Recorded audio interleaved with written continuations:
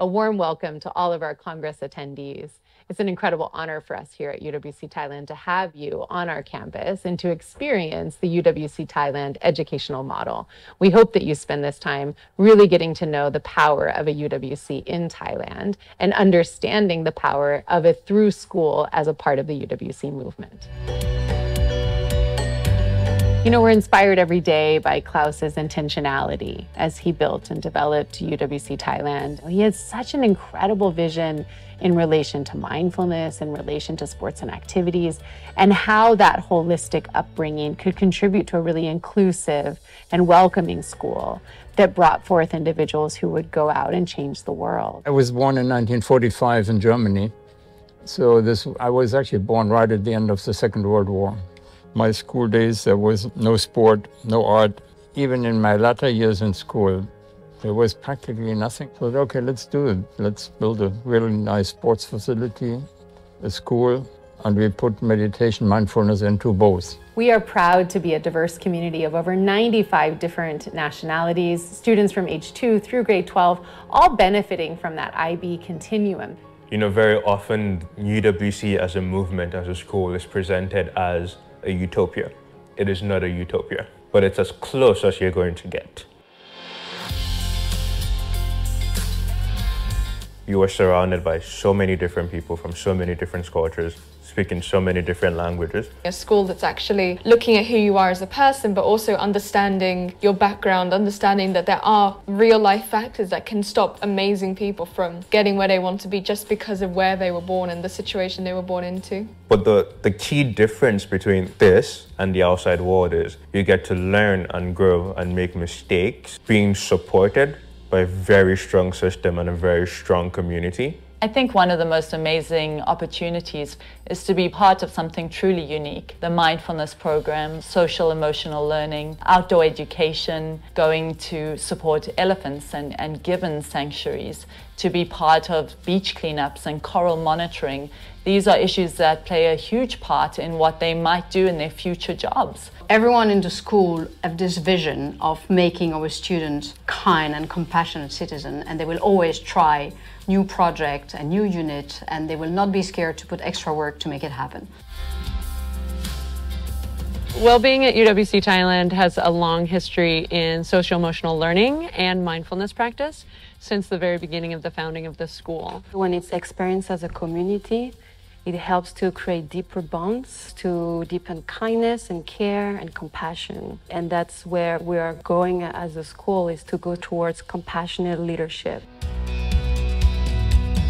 Outdoor education is a fundamental piece of a UWC Thailand education, and one of the reasons that we prioritize it is we hope for them to go on into the future and continue to protect the planet and preserve these wild spaces. We have a jungle on our doorstep. We take a 10-minute walk and all of a sudden we're in a rainforest. We get opportunities like kayaking. We have the basketball groups, we have volleyball, we have all these different sports. Healthy body isn't even really a concern here. The breadth of the programming that we offer, as well as the depth and integration to curriculum-based subjects, really serves as a beacon of outdoor education done well.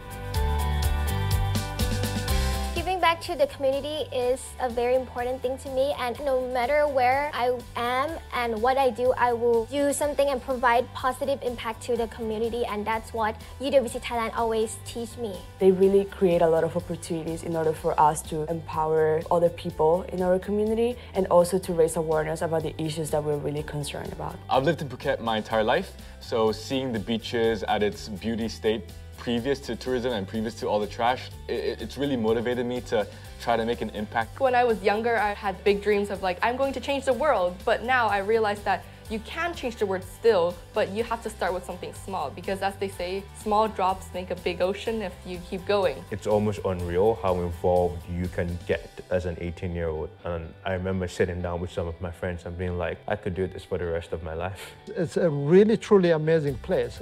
People from all over the world trying to work towards something that is absolutely bigger than themselves. So it's interesting to consider the opportunity that lies within a school with its founding so centrally focused on social emotional learning and mindfulness. And then you add in this incredibly deliberately diverse student body. And whether you're a student coming from the most challenging of conflict circumstances around the world, or you're a student who's grown up your entire life here in Phuket, and then you tell them you're needed, and we need you to go forth and do really hard things because you're prepared and you can do it really well. And while you do that, make sure that you're bringing others along with you. There's still that amazing heart, there's still that commitment to mission, and there's still that opportunity to have a powerful impact in the world.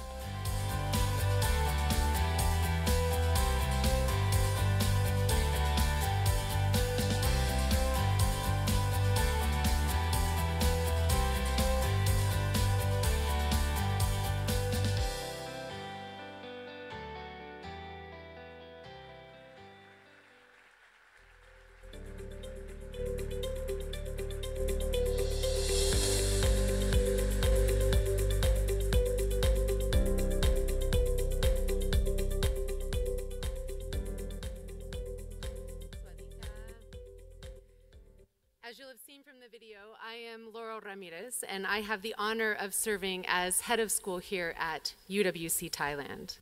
I am joined by my school board chair, Karma Elliott, and it is our great pleasure to welcome you here today. We would like to acknowledge the presence here today as well of His Excellency Dr. Nadiem Makarim, Minister of Education, Culture, Research and Technology of the Republic of Indonesia, and a UWC Southeast Asia alum.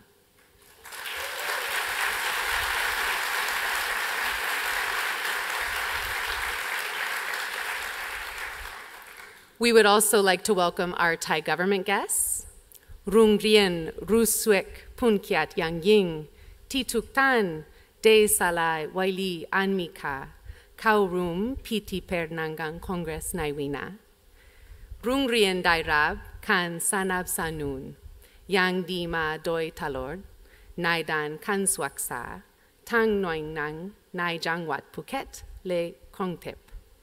Mr. Adul Chutup, Deputy Governor and Phuket Province and Volunteer Defense Corps Colonel.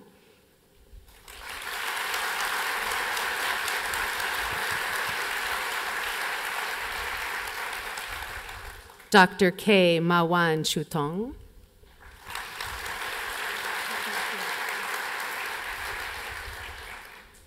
Dr. Warapor Boonchiam, Phuket Provincial Education Officer.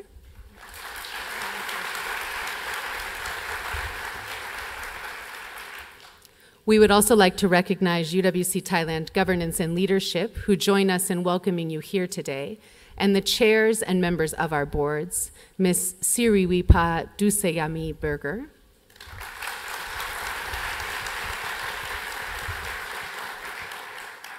Mr. Boon Yung Sakun,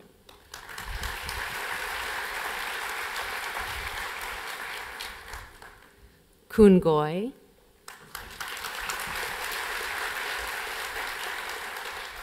Kun Rin,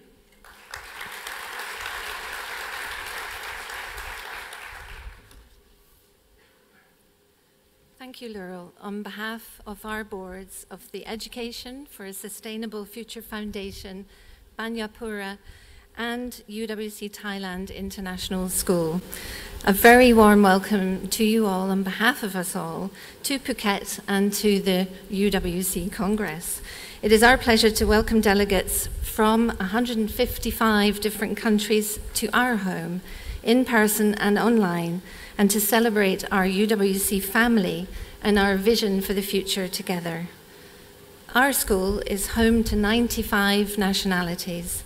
Our governors, students, parents, teachers and staff from across the globe work in harmony to ensure opportunity for every child. This month marks the 10th anniversary of the then Executive Director of the UWC International Office, Keith Clark, making a recommendation to the UWC International Board that our school should be invited to apply to join the movement. That was following his visit to Phuket to meet our founder, Klaus Hebben, who will join us later today. So, on this 10th anniversary of the beginning of our UWC journey, in honouring our history, we're also looking to the future with you all. We're in the right place at the right time to host the Congress where we together will lean into the future to ideate and to discuss the UWC movement's next strategy. Despite ups and downs over recent years and disruption through COVID, our global community comes together with spirit as one to fulfill the promise of Kurt Hahn's vision and mission. I hope you will all have read the story of our school. Some of you may just have received it in the bags that you have. The story sets out that for us, the last few years have seen disruption not just from COVID, but also from the transition of the school to its new governance here with us today. In 2020, at the height of the pandemic, our community rallied together to raise the funds to save and maintain the school. Since then, as we have built back from that period, the amazing response and common purpose shown by our community has been recognized by the UWC International Board and our wider UWC family, not least through us all gathering here today. We are truly humbled by your trust in us as your hosts. And it is with that confidence that you have all given us that we warmly welcome you officially to this Congress experience on our campus, on the beautiful island of Phuket, which we are honored to call home, in the land of smiles that is the Kingdom of Thailand, and to Southeast Asia, where we join alongside the national committees of the Asian Pacific region and our fellow UWC campuses in Asia in welcoming the movement to this vibrant part of the world. Our in-person delegates will notice that it is a regular school day, and we hope you enjoy the opportunity to see our students learning in action. They're overjoyed to have you here, so please do greet them as you move in between your breakout sessions and workshops, and as you enjoy their performances during our annual Intercultural Day event later this afternoon. A reminder that we're sharing their learning spaces today and tomorrow, and so I thank you for helping us to return those spaces back to our students ready for their learning to resume on Monday. As shared during the registration process, thank you as well for following all of our child safeguarding expectations. Please take special care to identify the adult-only toilet spaces as yours to use, found conveniently on the Congress map inside of your Congress app. Please also be on the lookout for our student and staff event support crew. They're the team sporting beautiful purple shirts, and they'll be with us throughout the 2 days together. If you need anything at any time, find them and they will be able to help you. In the case of an emergency, a loud siren will sound, and we would ask that you please make your way to the large field in front of the boarding house. That's on your map as well within the Congress app. We ask you to do so calmly. And finally, we thank you for supporting our sustainability efforts as a school by avoiding single-use plastics on our campus and in your time in Phuket. My strongest recommendation to you all is to remain mindful of every moment as you experience it. From the outset, UWC Thailand has woven mindfulness into the very fabric of the buildings and the fabric of the curriculum. It is therefore affirming, woven into the Congress program, there are regular opportunities for mindful and deliberate reflection and for deep thinking. What a privilege to be able to reflect and think deeply together on the big issues ahead for education, for the movement, and indeed for the world. As you spend your days on our campus in Phuket and around Thailand for those extending their travels, a few reminders and tips about your Thai context. Please remember your kindness, your patience, and your care. Go a little slower and be thoughtful in the spaces you are in. Practice your why, your friendly greetings of Sawadika with those you meet. And please remember that it's important to cover your shoulders, chest, and knees when visiting religious spaces in Thailand. Our island is majority Buddhist and Muslim, and so conservative dress is appreciated by our Thai community. So it remains for me to thank Laurel and once again a warm welcome to our home, to you all. And now, Laurel and I have the pleasure to welcome on stage and hand over to our hosts for the opening plenary, Ms. Danlan and Danlan Xu. Please.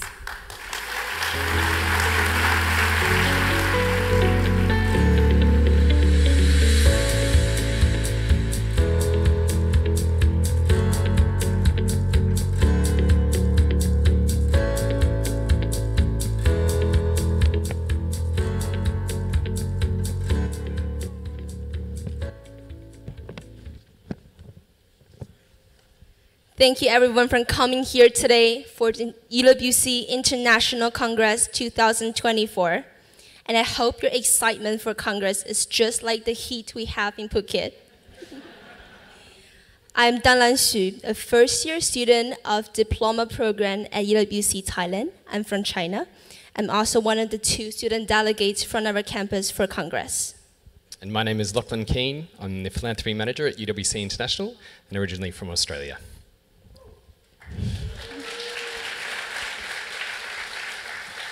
It is my greatest pleasure to co-host the opening plenary with Lachlan. And before we officially start, we would like to recognize and welcome all the delegates present today. I will quickly call out names of all schools and colleges by alphabetical order, and please stand up and wave to everyone when your campus is called. And we'll start with UWC Adriatic.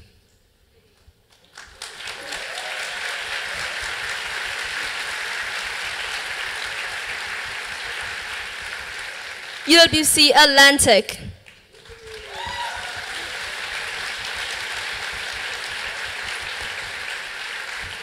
UWC Costa Rica.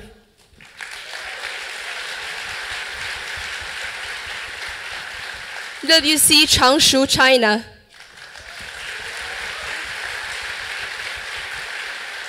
UWC Dilijan.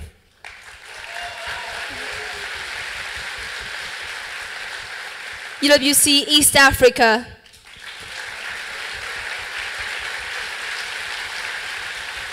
UWC Isaac, Japan.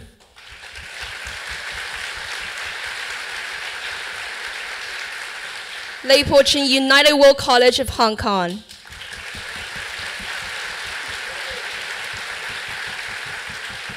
UWC Maastricht.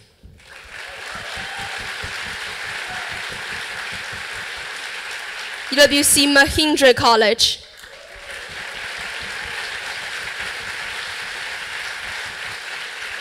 UWC Mostar. Pearson College, UWC.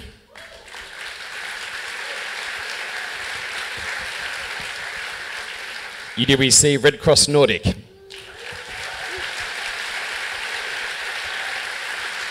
UWC Robert Bosch College.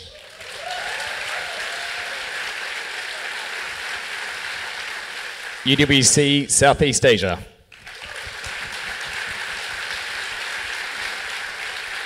UWC USA.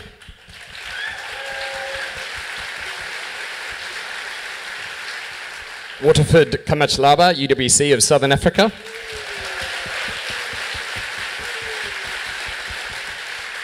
Finally, we have our host. I hope I hear the loudest. UWC Thailand.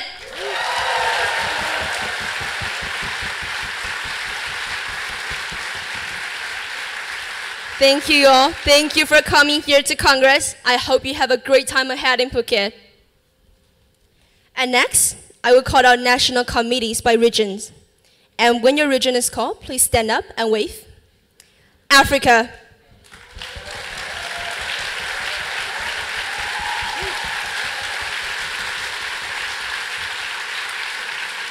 The Americas.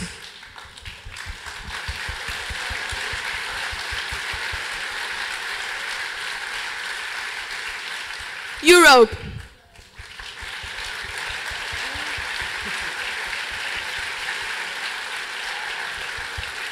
Southwest Asia and North Africa.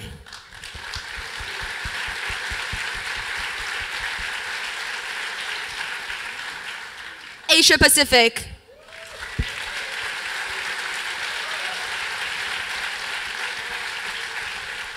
Thank you all for coming from all around the world to join us in the celebration of our UWC movement today. Again, wish you a great time ahead on the lovely island Phuket.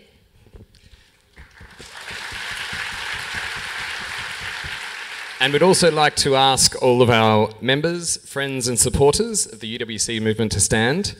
Thank you for your generous support and for everything that you do for the movement.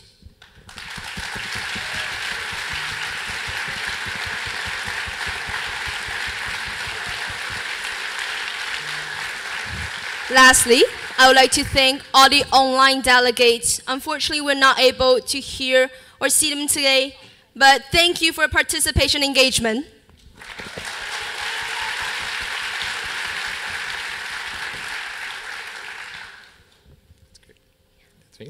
Okay, as a global education movement, we are fortunate enough to have many outstanding educators who inspire us each and every day, many of whom are in the room. We will now hear from one of those educators from UWC Isaac Japan via this short video.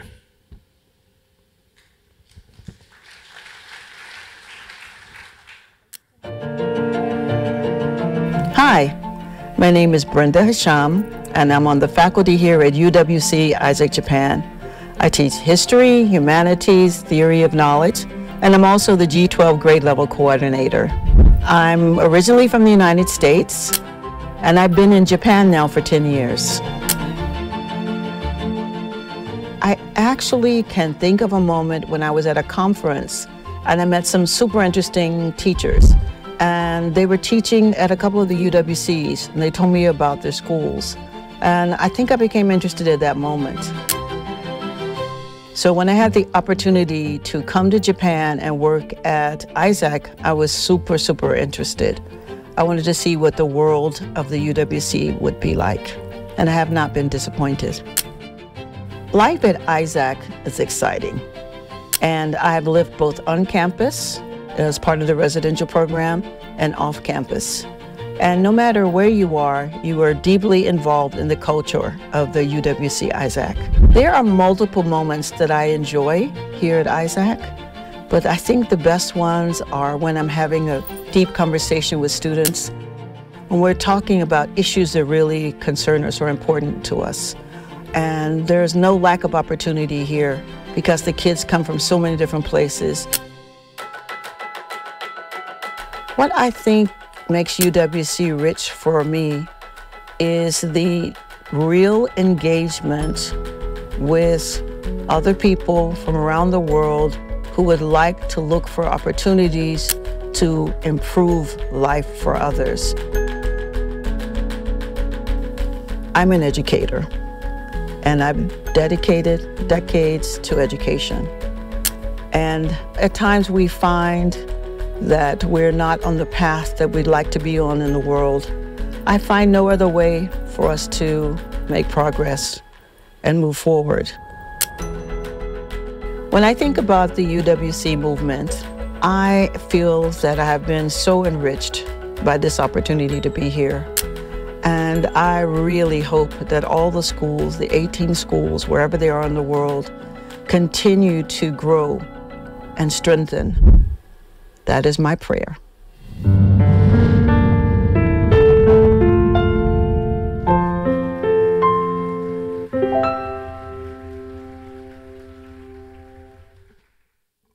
Thank you, Leklan. Thank you for introducing us to the amazing video. And I would like to thank Ms. Brenda Hasham for her incredibly inspiring sharing on how UWC education can have such a transformative and impactful power in people's lives. Next, I'm honored to introduce our keynote speaker for today, His Excellency Minister Nadiem Makarim.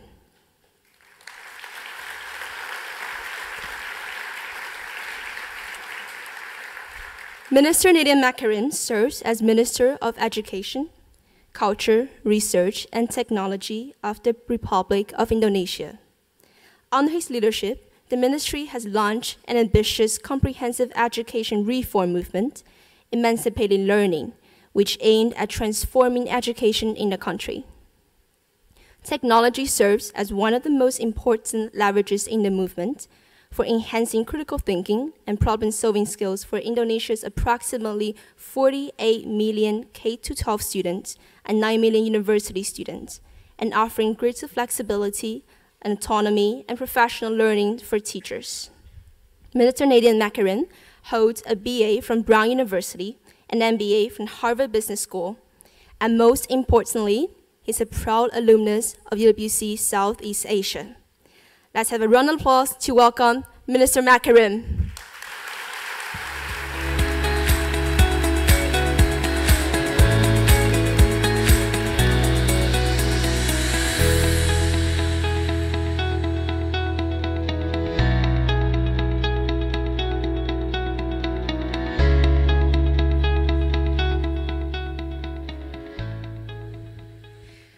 Okay, it's our honor to have you here as a keynote speaker today. The honor is all mine.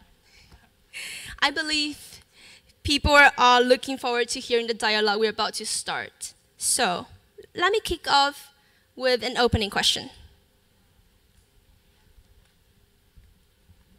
As we know that you started your career from management consulting and founded Gojek in 2009. And for people who might not be familiar with Gojek, it's a pioneer tech company based in Indonesia. And in 2019, you were appointed as the Minister of Education in Indonesia. Could you share how your education at UWC served as a force to shape your perspective on leadership and prepare you for navigating and solving complex challenges at both corporate and governmental levels? Absolutely. I don't think my mic works, so I might need to borrow yours. Thank you. Thank you, Danlan, and thank you, UWC, for having me. I'm truly honored to be here. The honor is all mine. It feels very nostalgic. I just visited your boarding school, and I was a boarder. Actually, a few corrections. I'm a 98 to 2002, so I'm a 4-year UWC, full boarder, SEA, and I don't have a doctor. I don't know where that came from. I'm not a doctor. Either, I'm not a doctor. In fact, I have no qualifications to be in my job right now.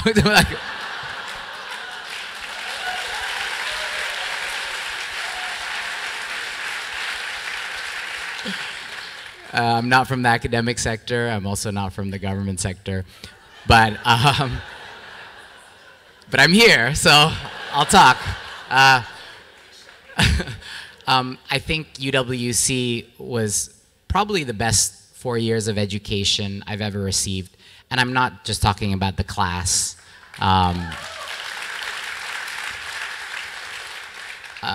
4 years I was in boarding school, so first and foremost, living away from home and having to take care of my own social and emotional well-being stuck with another 200 people from all over the world, scared kids, all living alone for the first time. There's nothing to replace that experience. And I think you grow up, you mature much faster as a result of that, and you learn to handle situations you wouldn't be able to. And of course, you know, I was happy. I was telling Faith before. I was happy in the technology sector, building startups, you know, having impact that way. But somehow the UWC brainwashing just incepted its way in my brain. And so when the offer to lead the educational reform of Indonesia came, it was the only government job that I couldn't say no to. I was ready to reject the president with whatever. I thought it was going to be a minister of technology or something to do with the economy, and it wasn't. It was education, and I just went, all right, I can't say no to this. So I think that part of the global concerns, the UWC mission, no matter whether you like it or not, it's stuck. It's incepted in your brain. And last point on UWC, everyone always asks me what was the most important kind of course or subject I studied in UWC. Hands down, higher IB theater arts. There's no, hands down. I mean, I don't know if you guys still call it A1 or whatever, but you know, higher English falls quite a distance below, but it would be the close second. But I would say theater arts was the most impactful because it trained confidence, public speaking, collaboration, and it's the most high stakes thing you can do, right? Sports is also quite high stakes, but in theater, one person messes up, the entire team messes up. So I felt that it was one of the most, I think, challenging leadership training experiences for me in UWC, and it was one of the hardest courses. People always surprised at me whenever IB Arts or IB Theater is the hardest, but that's my UWC experience, so I hope that kind of answers your question. Yeah. Thank you so much. And from your answer, I really feel like UWC education makes everything possible. It does. So let's get to the second question. Under your leadership, Indonesia has launched an educational reform movement called Emancipated Learning and abolished a national exam from grade 6 9, and 12. What is the inspiration behind this reform policy, and what difference is it already making in the country? Well, we didn't, okay, a little bit of a correction there. We didn't abolish it, we replaced it. So before, we had a national exam that was subject-based, that actually tested the knowledge or information that our students have as a way of assessing the schools and where they are in terms of quality. We decided to make the radical and bold decision to completely do away with subject-based testing, and we replaced it with a formative assessment that was very much akin to PISA. I'm sure everyone here knows what PISA is, minus the science part. We took out the science part because there was still tacit information, knowledge in the science part. So we just used numeracy and literacy, and we used that as the way of assessing where a school is in terms of quality. But it's not just numeracy and literacy. We added a bunch of other things. We added a wellness and values survey within that assessment, in which I think we're the first country in the world to nationally roll out assessments to assess risk of bullying, sexual violence, and intolerance. Yeah.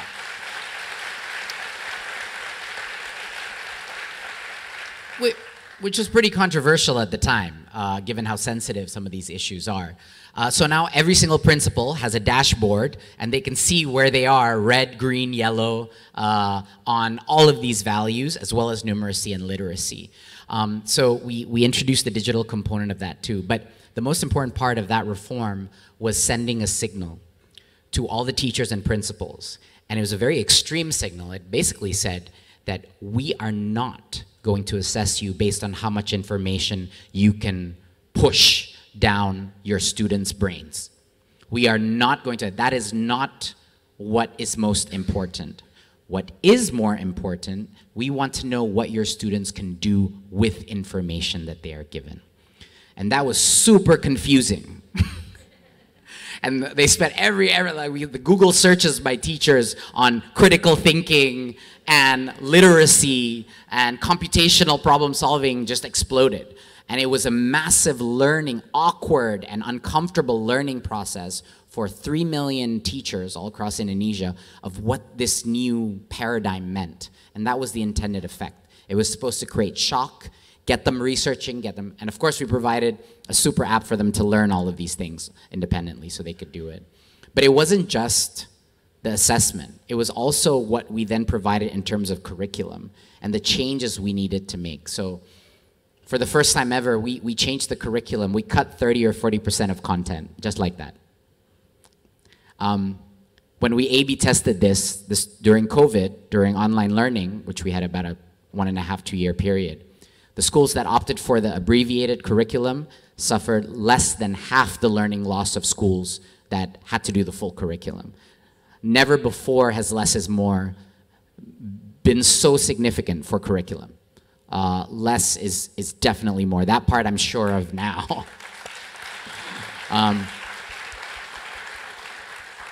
The second part is giving the freedom. So instead of making the curriculum into an instruction manual, the curriculum is now a standards, similar to IB, a set of standards and achievements in which the teachers are able to creatively co-create the curriculum with it, which is easy to say for a high-quality educational system, extremely complicated and difficult to do in a low-performing educational system where your GDP per capita is so low. But we firmly believe that if the teachers are not internalizing this process, there will be no learning happening in the classroom anyway. So it is such a silly criticism of educational systems when people criticize that, look, these teachers are not at the level of competency yet to be able to have freedom and autonomy. And my response has always been, without autonomy and freedom and internal reinterpretation of a curriculum, those kids aren't learning. That is simply regurgitation, and you will never get true learning in the classroom. So no matter how difficult it is, it has to happen. I think the second part is freedom. For the first time, it's silly to think that cities, rural, remote islands all have to study at the same level. This is the most silly thing in educational systems. So we introduced the teach at the right level concept, whereby 4th grade classrooms can teach 2nd grade math if they wanted to. They can all move back to make sure nobody's left behind. 4th grade language teachers can teach 6th grade level advanced science for students that are more advanced. So giving that flexibility and allowing for the first time block learning, so a classroom teacher can focus on just geometry for a whole week if they wanted to, because that's how humans learn. And giving that freedom back to the students, that's why we call it emancipated. It's really about emancipating teachers and principals to innovate within their own classrooms, because that's the only way out, really. Yeah. Thank you so much. Thank you so much. It's truly inspiring to me as well, because I'm from China, where national exam is also a thing for grade 9 and grade 12. Yes, and lots of students every year, they suffer a lot because we are forced to learn so much things, and we couldn't manage to lots of time. And well, IB also. yes, I'm suffering even though I'm away from home. Yeah. I have some thoughts about that later.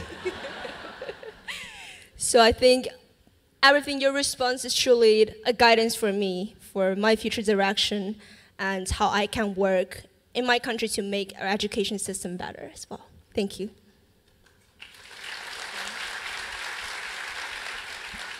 And I would like to take some time to see if we have some questions from the audience. And yeah, if you have questions, please raise your hand, and our colleagues will come to you and hand you the microphone.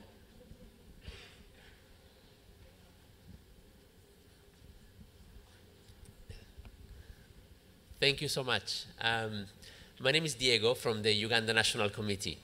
And it's incredible to hear your life story. And I was wondering whether maybe you can shed some light into the daily life of a minister in education in a country like Indonesia, where, let's say, budget expenditure priorities might not always favor the education sector, where there might not always be a healthy balance between economic, social, and military expenditure.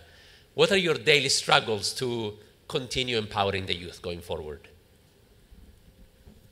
Should I answer? Right away, okay. How much time you got? No, I'll try to make this as succinct as possible. It's tough. It's very tough. And the toughest part is actually trying to, basically building an airplane while it's flying, you know? It crashes all the time, to be honest. The hardest part is, I think, having the faith, the conviction that if you stick to something long enough, that people will start seeing the light. But what I've learned is that anything takes about 3 years before people get it. So you have to survive and not get fired for 3 years until your champions have enough time to build their own armies. And once that is done, then there's this kind of tipping point that happens when you have enough. And it's probably true, the Malcolm Gladwell ratio is, I think, roughly correct, that 20% tipping point. So if you can get just 20% teachers to believe in your cause, 20% of principals to be high quality leaders, it's going to be very hard to stop that transformation. I think budget is obviously always an issue, it always is. But I would say 80% of the impact we had nothing to do with budget. I think 80%, I'll give you an example. One of the most high impact programs we had was a leadership development program for change agent teachers, of which now we have 100,000 Army strong.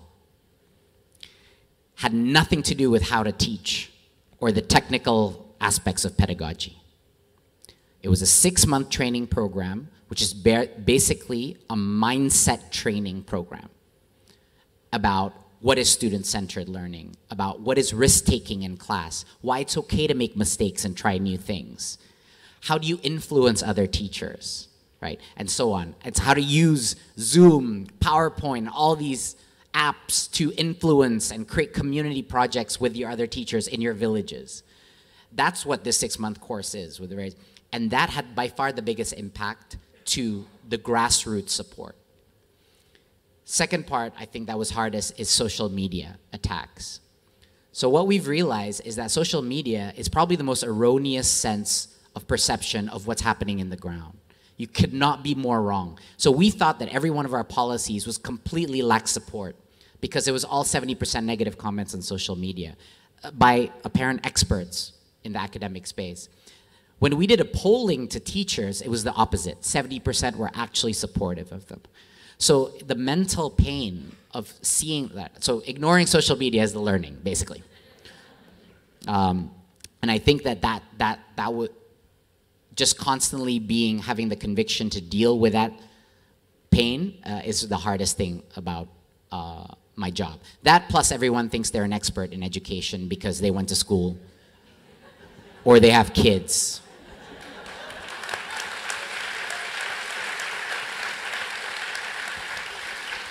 Thank you so much. Let's take 2 questions for this round. Kia ora.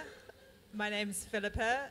I'm from the New Zealand National Where Committee. are you, Philippa? Ah, there Hi. you are. So with your experience with curriculum reform and your less is more approach, do you have any thoughts about how you would reform the International Baccalaureate? Awesome. I didn't have to impose it. Thank you for that question. I think it's the key principles. My expectation for the International Baccalaureate and my expectation for the UWC lobby within the International Baccalaureate is to really push for the next stage of education. IB is already at the cutting edge, but it needs to move a little faster. Because if IB isn't there yet, the rest of the world isn't looking, right? So IB has to be doing the most radical transformations. Otherwise, the rest of the bandwagon cannot go forward, right? First, exam component as a weight of a student's graduation. Is it still 70%, 80% today? That's silly. It's really silly. And it's really silly because your coursework can already be reviewed by IB assessors.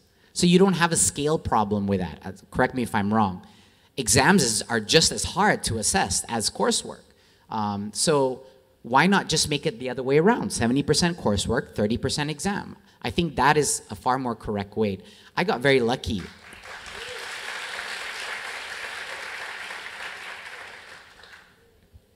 I got a very good IB score, and it's not because I was smarter than the kids that got lower IB scores. It's because I'm a very good test taker.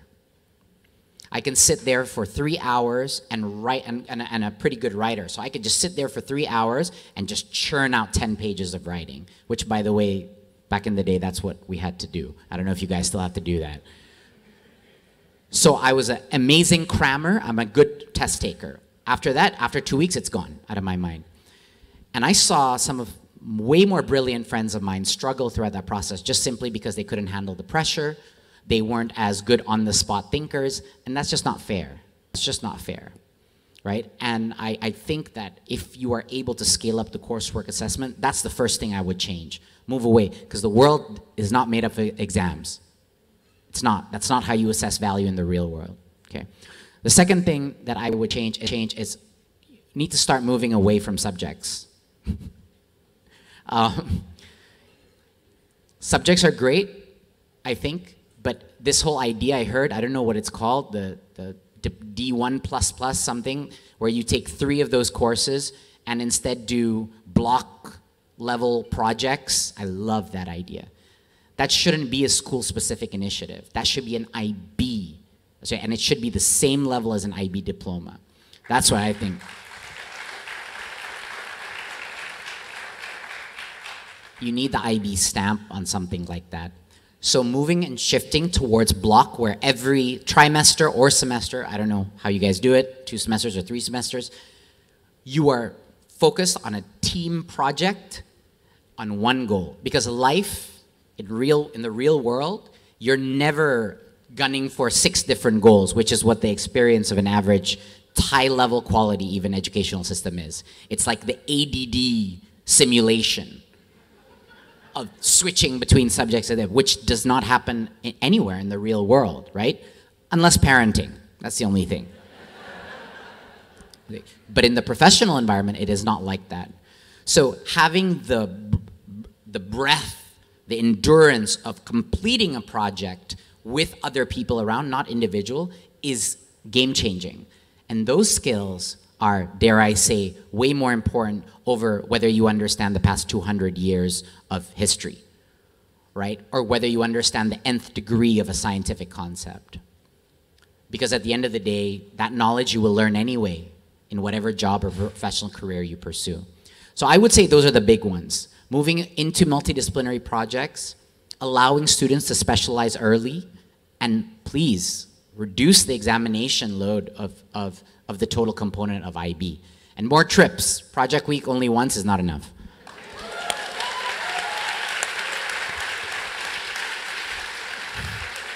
Thank you everyone for a fantastic answer. I'm sorry we're running short of time. By the way, Mahindra UWC here, that's where I did my project week. Yes, I was in Pune, yeah. I'm sorry, we're running short of time, so we also take one question from the online delegates. Let's see how much time Minister Makarim will take for this question, and then to see if we have other questions available from the audience. Why don't we do this? Why don't we take 3 questions and I'll rapid fire through them? How about that? That's better. Let's do, yes. Hello? Hey, hello?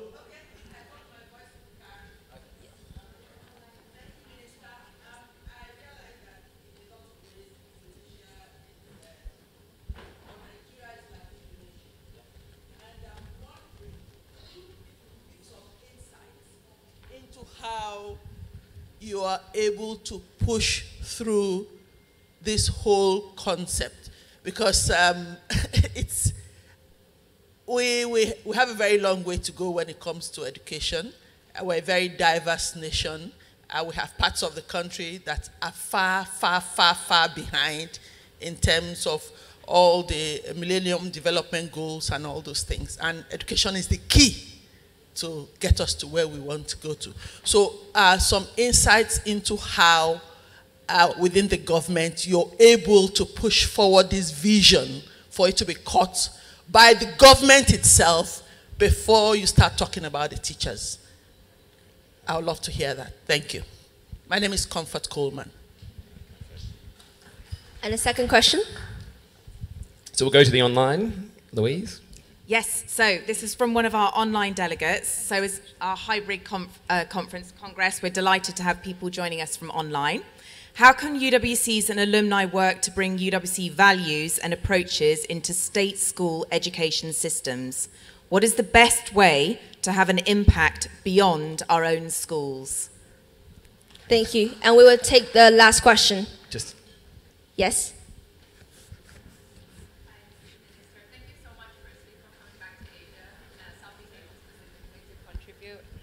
You really paved the way for the tech scene in Southeast Asia. You could be anywhere in the world, but you're back here contributing, and thank you. UWC ethos. I think one of the things that happens when it comes to pushing change is that change is never easy, and there's a lot of change management.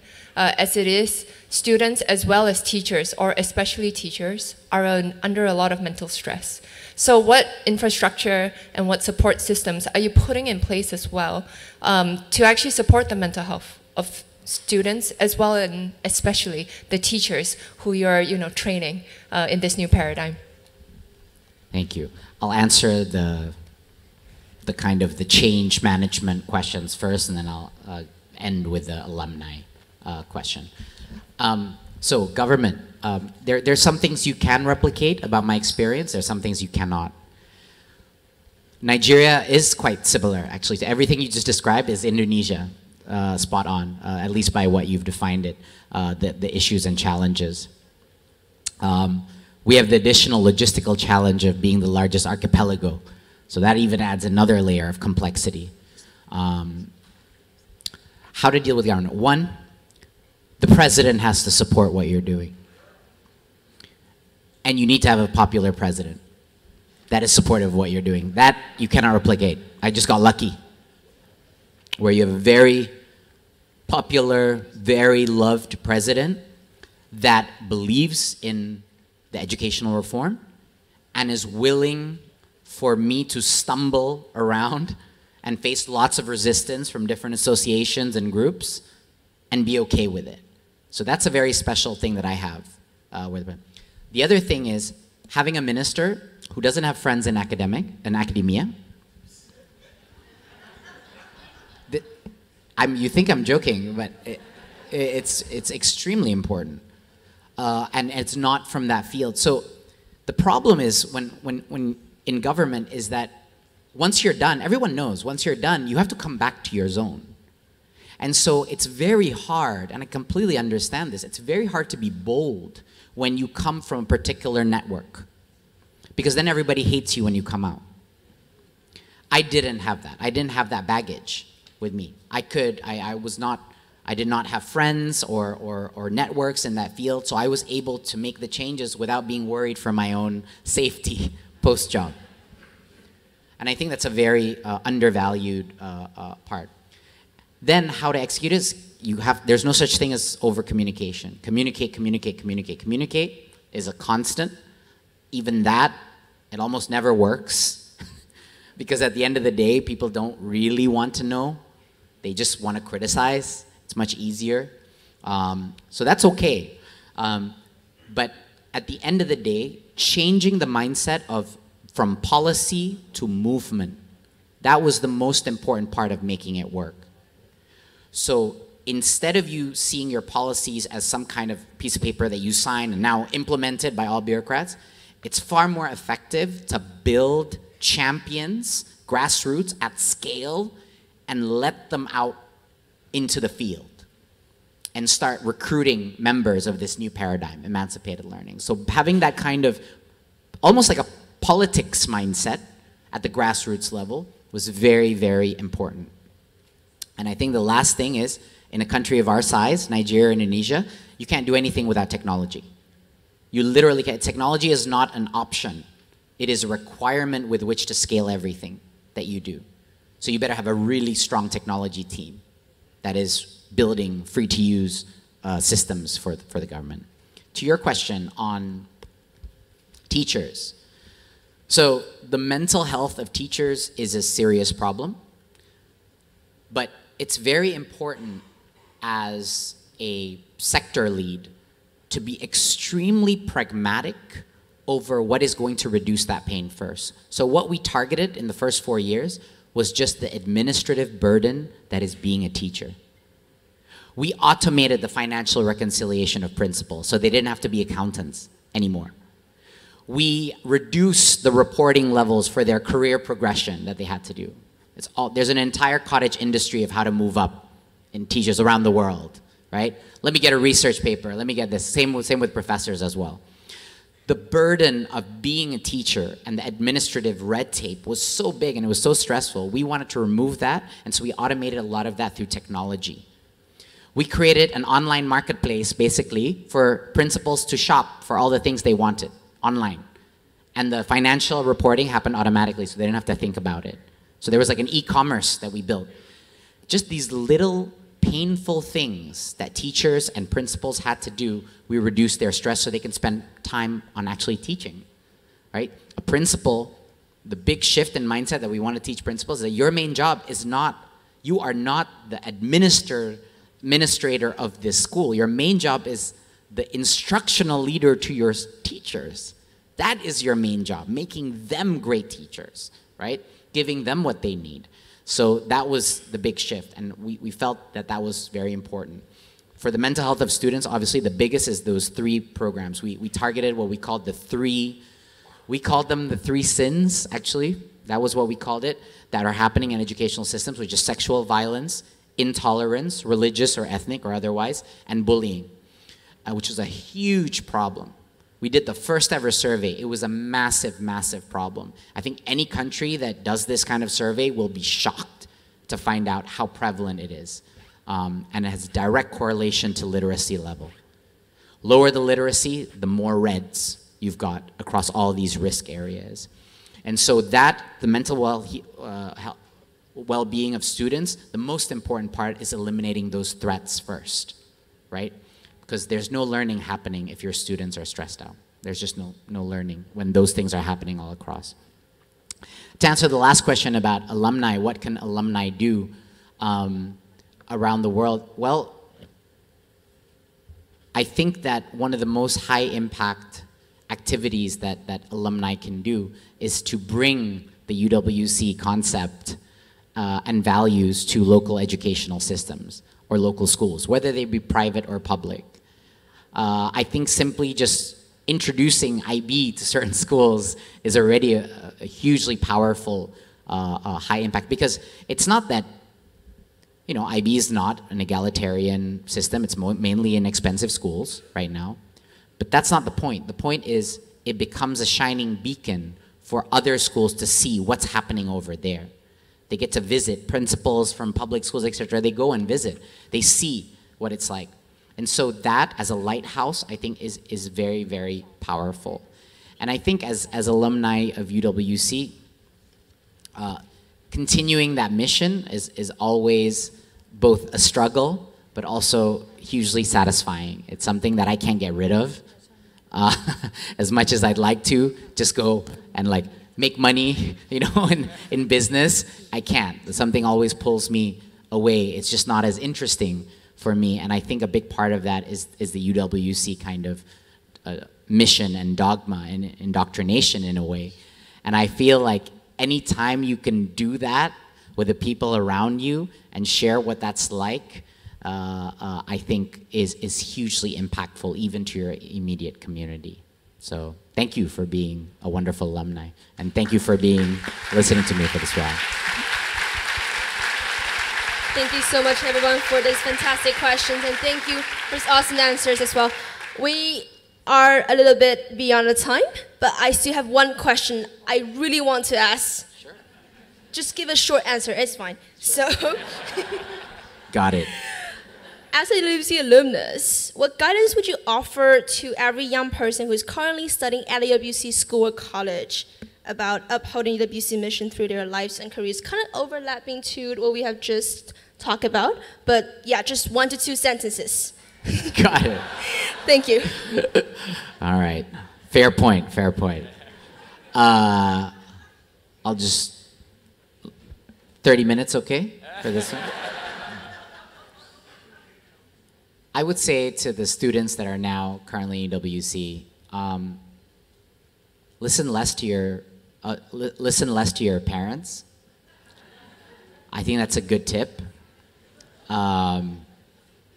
They will not be the most qualified people to be able to assess your career because they got their own stuff that they're dealing with their parents, and it's mainly a projection of that. So don't really listen to your parents for career advice.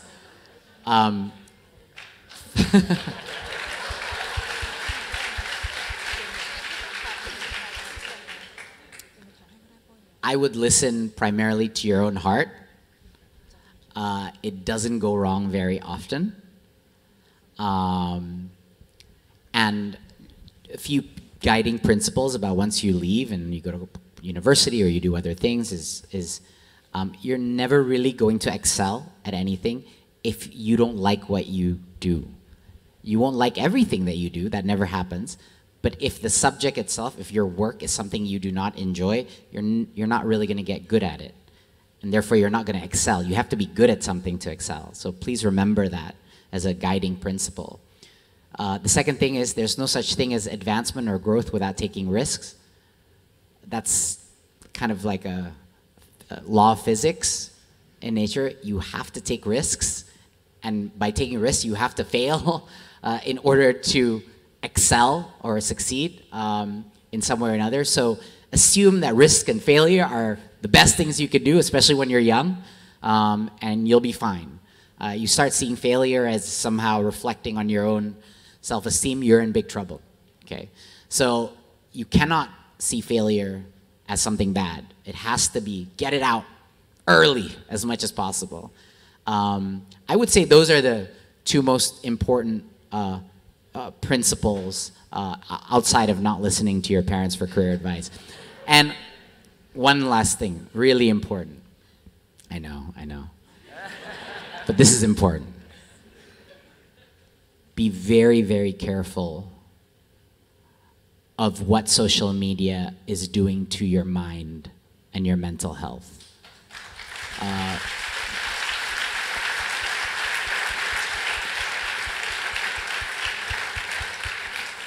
And I know it's like, it's boomer talk. I get it. It's like all these parents like, like I'm a healthy user of social media. Don't judge me. This is a generational thing. It's not. It's actually quite toxic to most people. Not just the addictive quality, but what it says about how you see community, how you see opinions and views. I'd be very, very careful because you grew up in the generation where you didn't know. I'm the last generation that knew what it was without it and with it. And we're still addicted. For the next generation that grew up as a default of how you actually interact with the world, be very, very careful and always ask yourself, is this activity really making me happier or not? And if not, take some action around it. It's just got to be really cognizant about that and the impact to your mental health. That's about it. Thanks. Thank you so much. And thank you very much for this dialogue, for this conversation. Truly powerful to me. And thank you everyone for awesome questions. Thank you. Let's give a huge round of applause to thank Minister Makarim.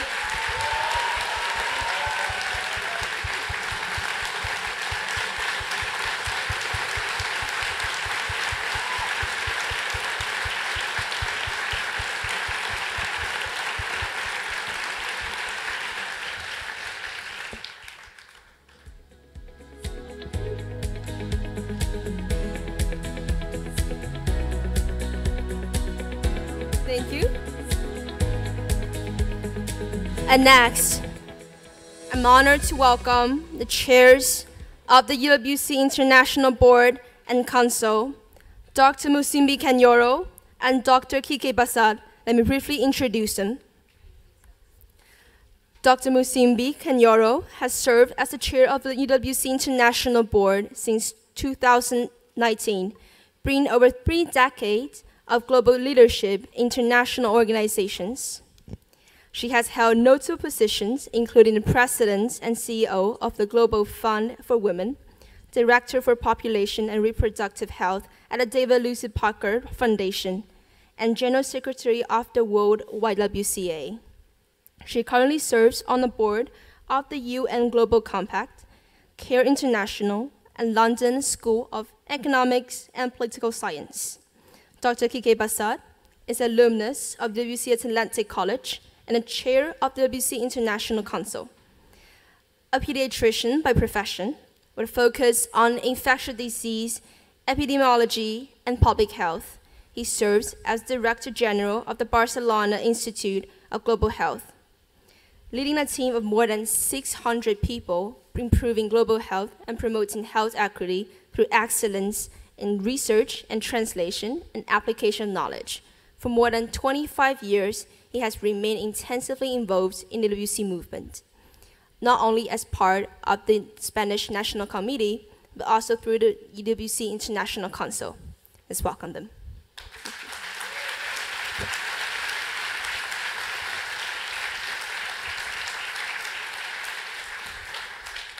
Thank you very much. I think I have the easiest task of the entire Congress, which is thanking our hosts of UWC Thailand for welcoming us here, and also welcoming everybody here.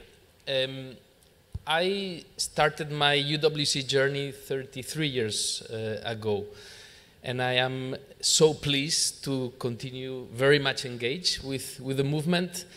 And I sincerely believe that UWC changed my life completely and altered my life trajectory. And I think what I do today as a professional is mostly the result of those 2 great years that I spent many years ago in Wales.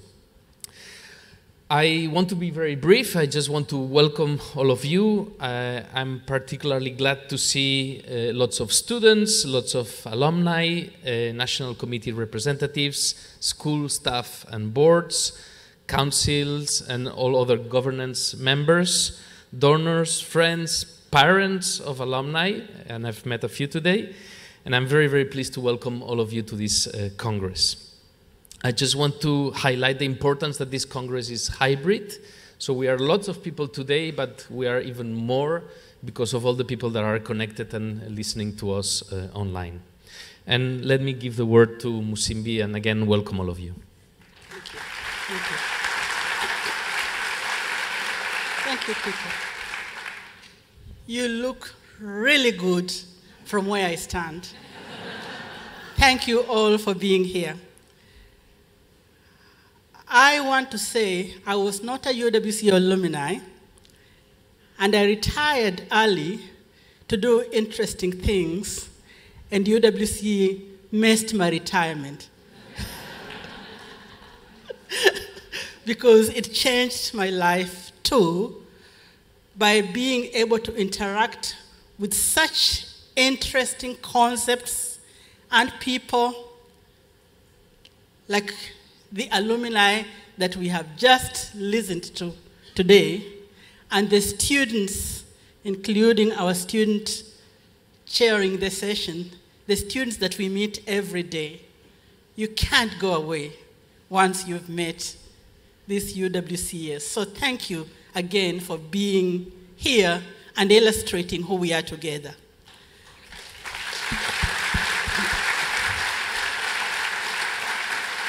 The essence of this Congress is for us to build bridges for others who come after us, to find a UWC that continues to grow immensely in depth and continues to innovate based on the ideas of the experiences that we've had. Our keynote is an example of someone who has gone through these experiences and has suggestions, and so is you and so many others. So thank you for taking seriously the Congress and our theme of education as a force. And my task is to introduce our Executive Director, Faith Abidun, to come and speak to us and expand a little bit more about this theme. Faith is complicated to introduce because there is so many aspects about him, some visible, some not invisible. But in 3 words, he's an entrepreneur. He has created many little and big companies that are going on their own. Research him on that, you will find them somewhere. Secondly, he learns too quickly, even for me. Give him something and he will take it. And if you're the teacher, you begin to feel that he's learned more than you as the teacher. I enjoy that when I work with him as the chair of the board. I enjoy the fact that he has learned this movement within the last 2 years. And he really looks like he is not only the executive director, but maybe looks like an alumni and sometimes almost like the founder. Because he tells history in a very good way, the history of the UWC. And lastly, Faith just loves working with people. He's very collaborative. And thank you, Faith. We invite you to come and open up this Congress.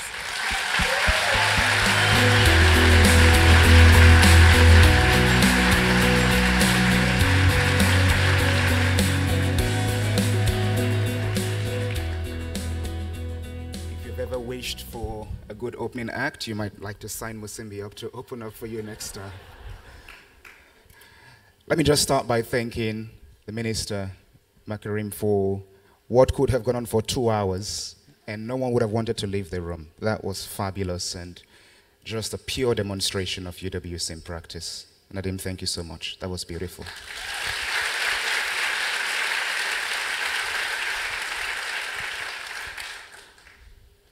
I'd like to go straight to kicking off what we're here to do. 6 years from now, think about 500 young people who are currently studying in the IB primary years program across UWC schools right now. They were born only 10 years ago. 6 years from now, they're going to make a transition into the final 2 years of their secondary education. They would have learned to navigate a world in which nearly every basic human function would have been influenced by artificial intelligence. At the age of 16, with the help of a few simple prompts, they would become utterly proficient at automating solutions to some of the complex tasks that cause those of us who are doing it right now some long nights and some really restless days.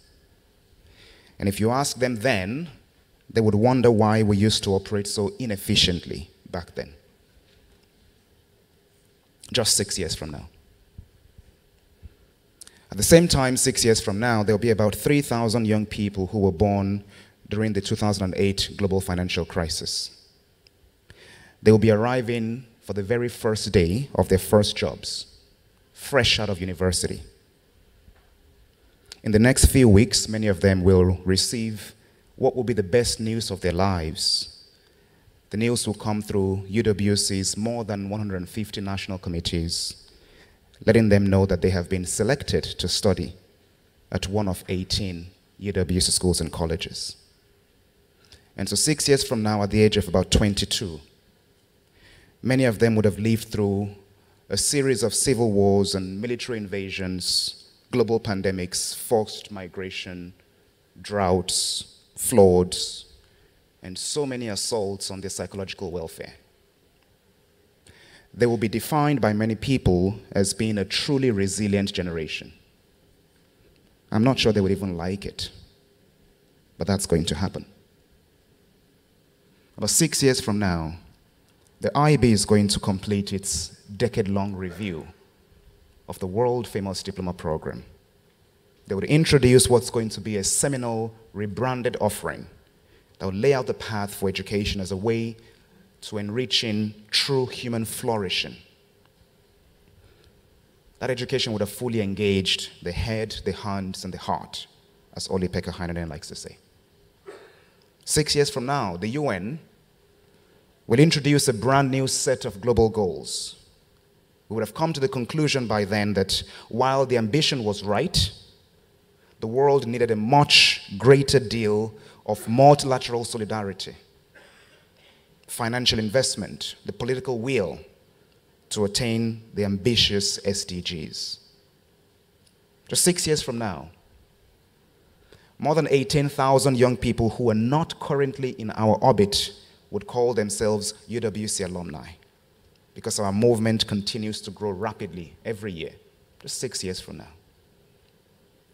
And 6 years from now, the UWC movement will convene once again for an international congress to reflect on the progress we would have made and to renew the strategic direction that guides our work. 6 years from now is 2030. It's not that far away. It's a very important year for the world, and it's a very significant milestone for the UWC movement. And so much is riding on the next 6 years. So much depends on us.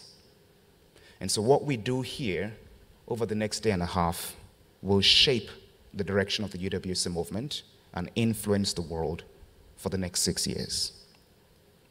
And so this Congress has got about 3 broad objectives. The first thing for us is to recognize that we have an opportunity to build shared understanding and appreciation of the plurality of ways in which the UWC movement functions.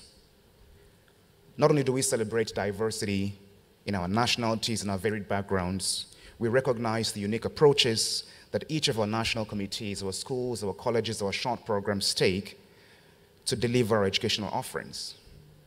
And so for this next day and a half, take the time to learn as much as you can about what your colleagues actually do to live out the UWC mission in practice, in contexts that are maybe different from the way you do yours.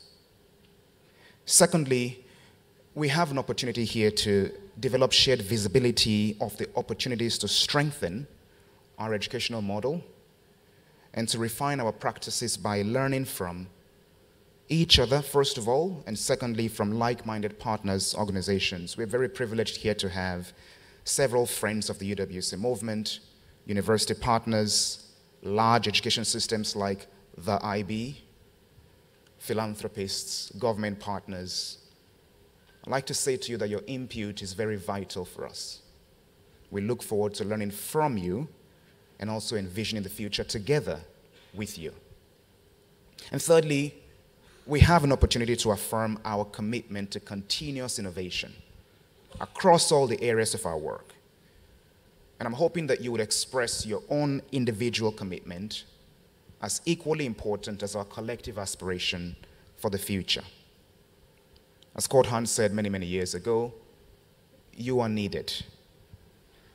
And so I hope that this next day and a half will call you to respond towards the work of shaping our movement for the next 6 years and beyond. When I speak to you again tomorrow, I'll be sharing some concrete ideas about where we hope our direction will take us over the next 6 years. I couldn't be more excited, really, for the future of our work in UWC. And so for now, our focus is on the fantastic lineup of sessions that have been planned for the next day and a half. We have 15 sets of breakout sessions beginning in precisely 5-ish minutes. We also have 38 distinct workshops that have been curated by delegates across the whole, and a few exhibitions and social activities as well. So please get excited. Everything you need is on the Congress app. Technology. We've also gamified the Congress. So when you get on Congress app, look for the lineup of activities. You can embark on this global adventure called Around the World with UWC, schools and colleges.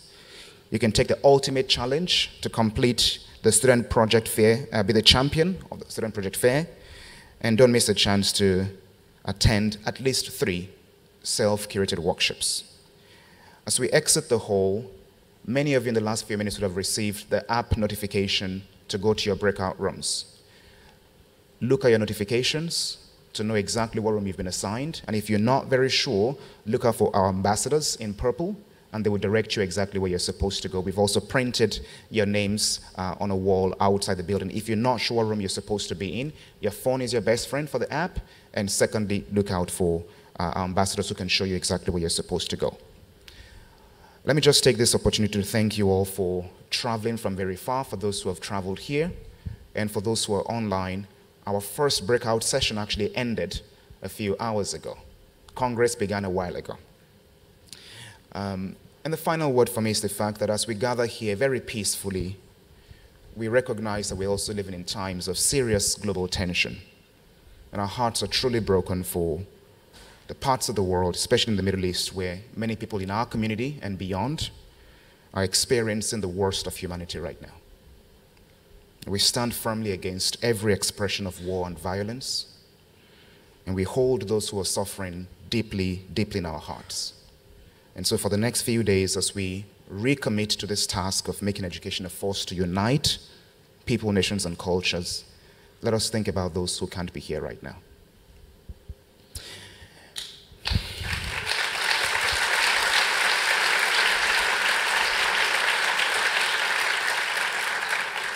With the last 10 minutes on the clock, it's my pleasure to formally declare the 2024 UWC International Congress open. Enjoy your breakout sessions. See you in the afternoon for next plenary. Have a great day, everyone.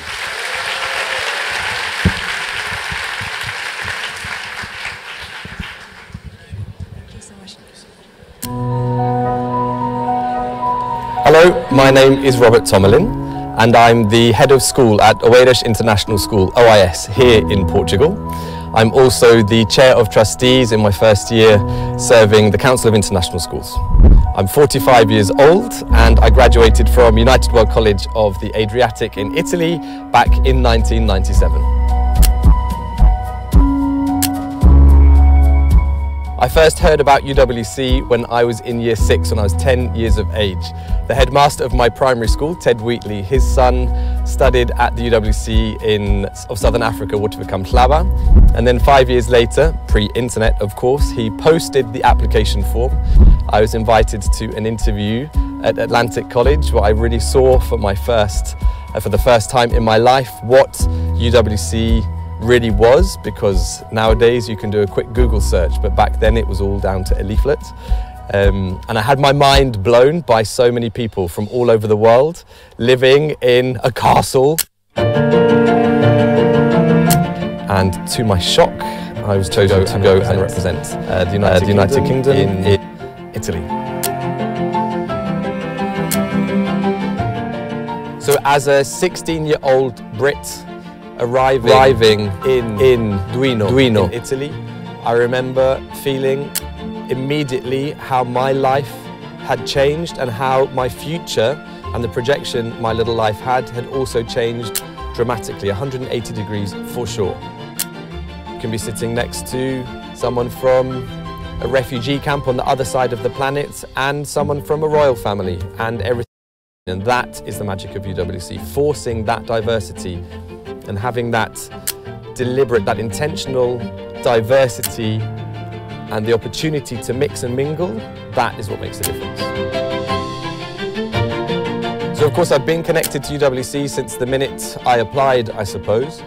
I spent a quarter of my life, half of my working professional life in Colombia, where I served on the National Committee and then was the president of the National Committee and served for 2 mandates for 6 years.